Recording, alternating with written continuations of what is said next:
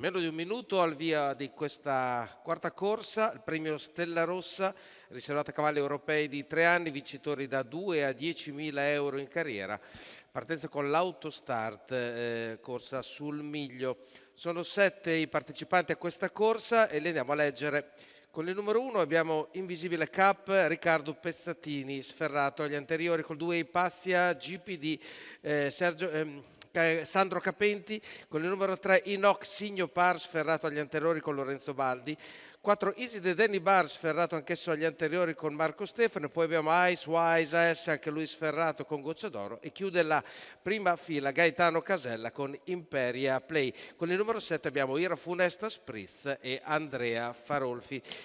Corsa sul miglio, cavalli di 3 anni, cavalli qualitativamente, anche se vogliamo, abbastanza importanti. Sarà sicuramente bello assistere a questa partenza in cui ci sono tantissimi candidati a prendere la leadership di questa quarta corsa. La macchina è a metà della curva che introduce alla retta delle tribune. C'è l'errore del numero 2 di Ipazia GPD e che quindi si elimina dal via. Rimangono in 5 e il più veloce sembra il numero 4 di Iside Danny Bar, ma subito alla sua destra c'è la figura di Ice Wise AS che prova subito o a trovare posizione in schiena oppure a insediare la leadership dell'allievo di Marco Stefani, che si è insediato al primo posto. Rimane a destra invece Alessandro Gocciadoro e prova a sfilare nella prima posizione. Sembra che l'operazione si possa compiere in un parziale di 200 metri in 14,7 e con una certa gradualità. Sfila in testa Ice Wise numero AS, 2 Ipazia a mezzo, GPD e quindi dopo squalificato. 400 metri abbiamo le seguenti posizioni. Ice Wise AS precede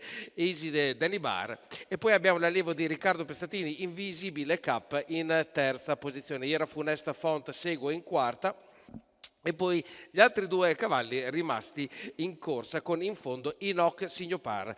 Arriviamo ai 600 metri, l'ultimo parziale e gli ultimi 400 metri si sono sviluppati in 29,6. Comunque adesso Alessandro Gossadoro ha preso in mano e quindi attende gli eventi della corsa cercando di fare rifiatare il proprio allievo. Arriva molto cattivo sulla destra Inoc Signopar e agli 800 metri è già alla destra di Iside e Danny Bar e andiamo verso il chilometro quando l'andatura ovviamente prende una brusca accelerazione perché Alessandro Gocciadoro difende la sua posizione. Dopo un parziale rallentamento arriviamo al chilometro in 1:17,3 e Lorenzo Baldi ha dato fuoco alla corsa e quindi mette sotto pressione l'allievo di Alessandro Gocciadoro e Ice Wise AS.